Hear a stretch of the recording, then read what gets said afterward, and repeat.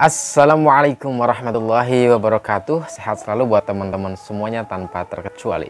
Baik teman-teman, saya hari ini akan membahas terkait OOJ. OOJ di mana satu orang berinisial daripada T itu dijadikan sebagai tersangka. Pertanyaan yang pertama adalah siapa yang menyuruh?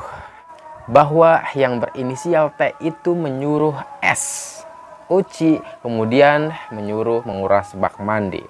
Akhirnya kemudian di dalam benak kita bertanya-tanya, pantas saja TKP itu buyar, pantas saja TKP itu tercemar, pantas saja TKP itu rusak pada akhirnya itu, yang sehingga kemudian atas dasar itu Polda Jabar akhirnya mentersangkakan. Bukan hanya itu sebenarnya, tetapi memasuki garis polisi yang tanpa seizin daripada penyidik maupun tanpa koordinasi dengan Inavis juga adalah bagian yang secara etik melanggar.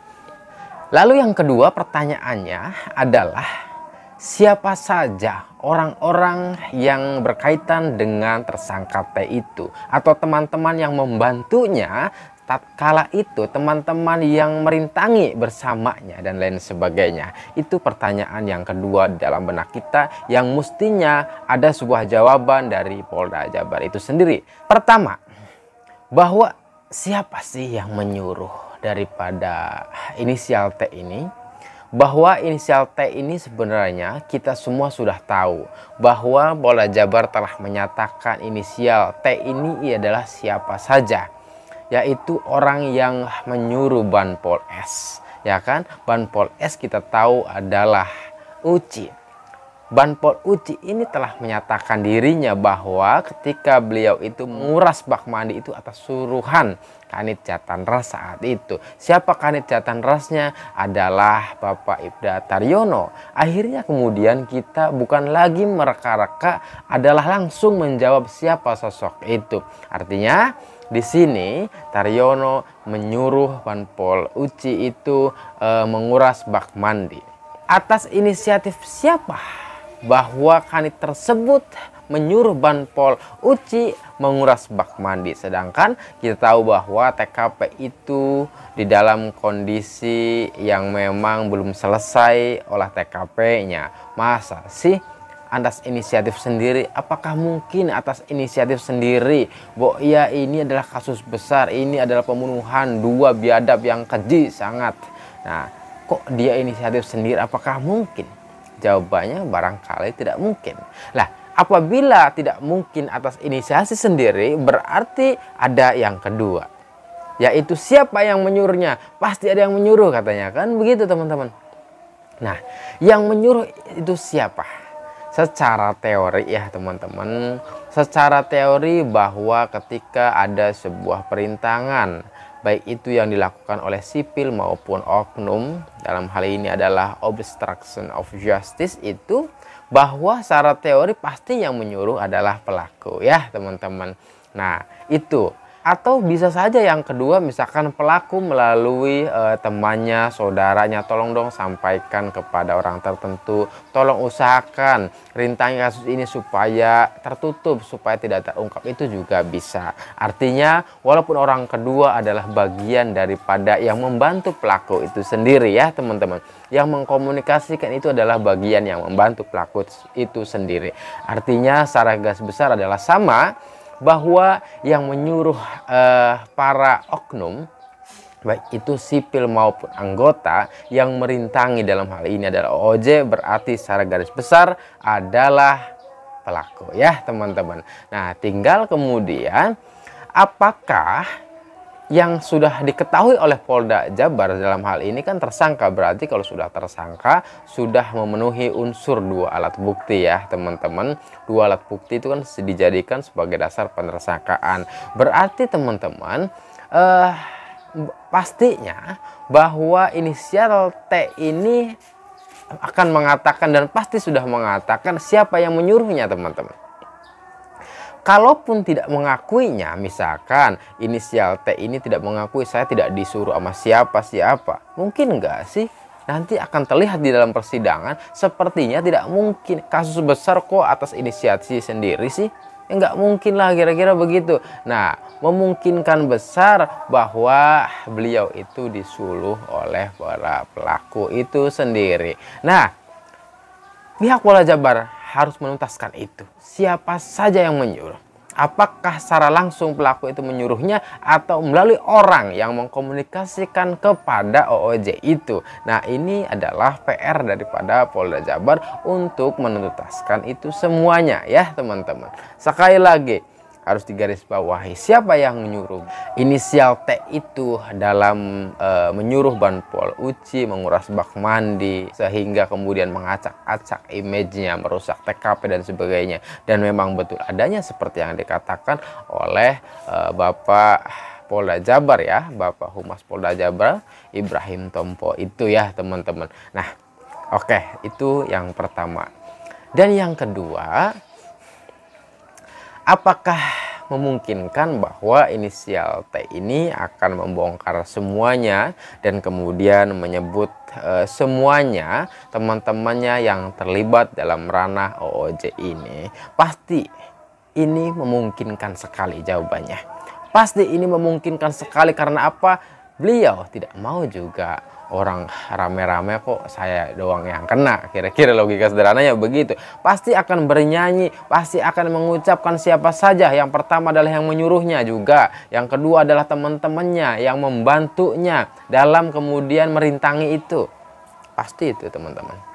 Untuk itu kita juga melihat perkembangan sebuah media ya, baik itu yayasan, baik itu MAA, baik itu OOJ.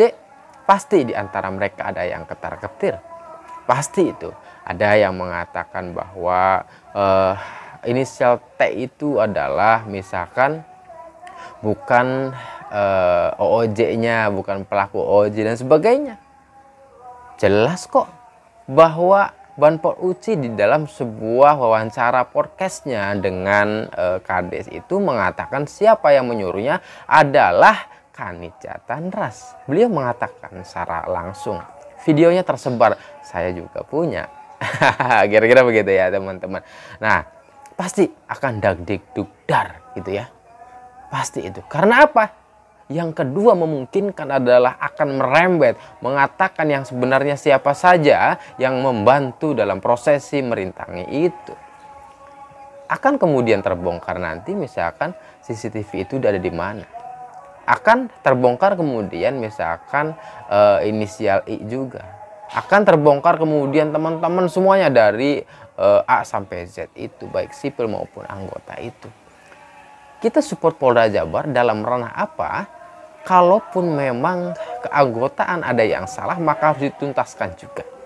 Tidak tebang pilih, hukum itu tidak pernah tebang pilih ya teman-teman. Ini adalah support saya terhadap Polda Jabar. Sesuai dengan apa yang telah dikatakan oleh Bapak Kapolri kita, potong hulunya ya kan begitu. Nah, ini maksud saya, kita support Polda Jabar agar menuntaskan ini. Kenapa? Ini adalah tikus-tikus kecil yang menggerogoti liang sebuah kebenaran, yang menggerogoti atau mendistorsi sebuah kebenaran dalam institusi. Maka ini harus diselesaikan, harus dituntaskan, baik itu etik maupun pidananya. Ya teman-teman, ingat bahwa ini bukan hanya perintangan saja teman-teman, tetapi memang lebih dari itu akan saya jelaskan juga. Ada dua pasal sebenarnya yang mengenainya. Ini juga menjadi perdebatan bahwa misalkan teman-teman kok kenapa 9 bulan saja tuntutannya. Memang kalau mengacu pada pasal 221 itu memang tuntutannya hanya 9 bulan. Tetapi sebenarnya ini yang harus kita kawal bahwa ternyata ada dua pasal. Kalau kita berbicara terkait dengan perintangan ya, atau perbantuan dalam rangka untuk menutupi sebuah kasus, apalagi ini kasus keji. Setara loh mereka itu dengan para pelaku itu setara. Kenapa?